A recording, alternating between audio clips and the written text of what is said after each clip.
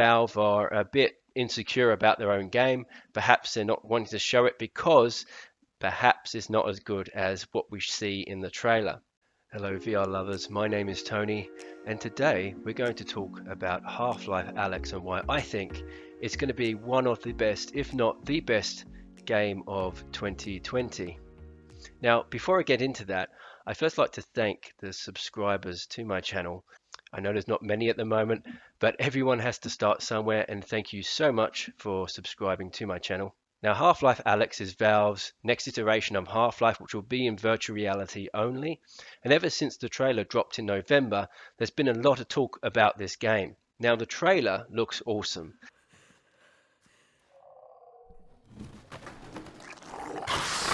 But just recently, Norm and Will from the Tested channel took a look at Half-Life Alyx.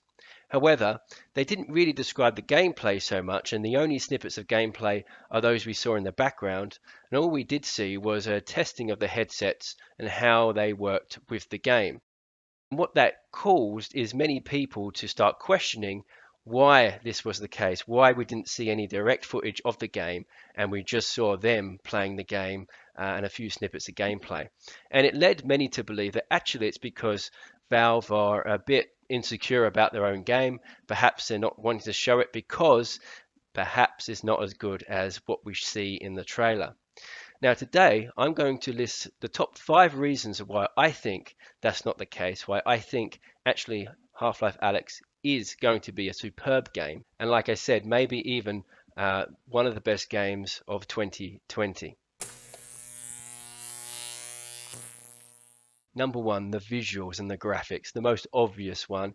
From the trailer and from the gameplay we've seen, they look fantastic. I'm with you every step of the way. You're gonna need a gun! Don't worry, it's unloaded. It's unloaded now! Now, I haven't played Half-Life 1 or Half-Life 2 for a while, but I have completed those games, and I must admit, when I saw the characters like the head crabs, but in this ultra-polished environment, it really gave me a kick of nostalgia. And yes, graphics aren't everything, but if the gameplay is any bit as good as the graphics, then I'm sure we're in for an awesome experience. Also, the level of realism with the graphics are going to add to that immersion in the game. And that brings me on to my next point. So some of the information we got from Norm and Will's tested review is that the game mechanics work quite well. The teleportation, the free locomotion, aiming down the gun. Now we see in the trailer with the shotgun loading individual shells. We also see you having to move obstacles to pick up certain items. They know you're coming. You need to get out of here, now.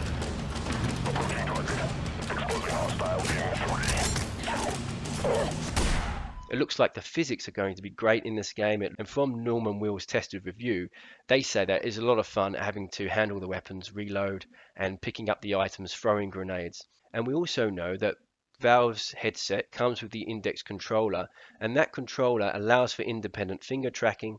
It also attaches to the hand so that when you chuck something in VR, the controller stays on your hand rather than flying across the room.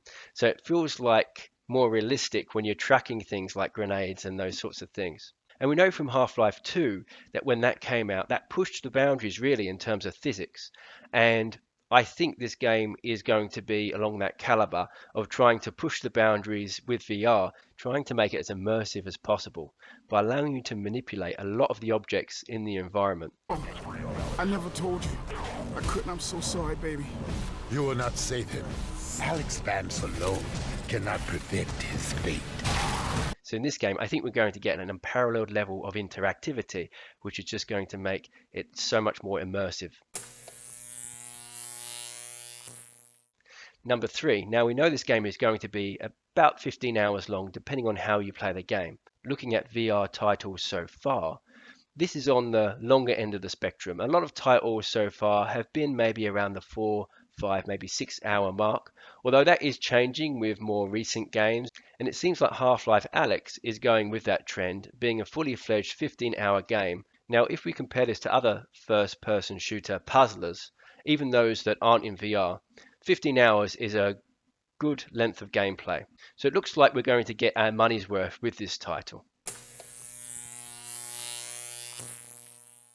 So number 4, Valve have their own headset, like we mentioned, the Valve Index. They're going to want to sell as many of these headsets as possible. And in fact, since the trailer dropped, there's been a spike in the number of sales of Valve Index headsets. And we can see from the trailer and the tested review that Valve have tried to make this game work well with other headsets like the Oculus headsets and the Vive headsets.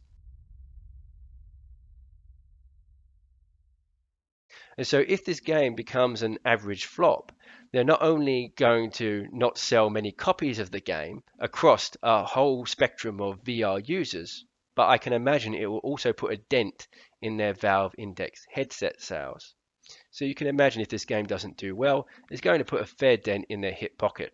And that's why I think Valve are putting a lot into this game to make sure it is a stellar title. So what's the plan?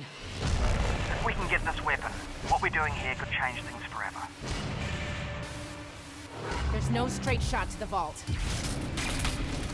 I'm gonna head inside, find a way out. Got it. And number 5, this is Valve we're talking about. They have the money, the resources, the manpower and the expertise to pull something like this off.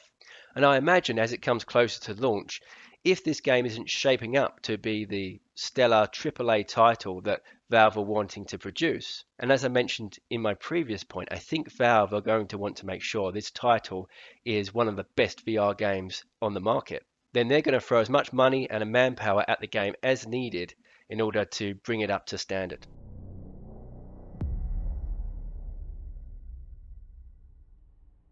So these are my top 5 reasons why I think Half-Life Alyx is actually going to be one of the best games of 2020. However, I'd like to hear what you think. Drop a comment in the discussion section below. Do you agree with my analysis, or do you think the game will end up being fairly average? And why do you think that might be? Now in the description below you'll find a link to the Half-Life Alyx trailer and the tested video, so you can check those videos out for yourself. But that's it for me. Don't forget to hit subscribe and like the video, and I'll see you next time.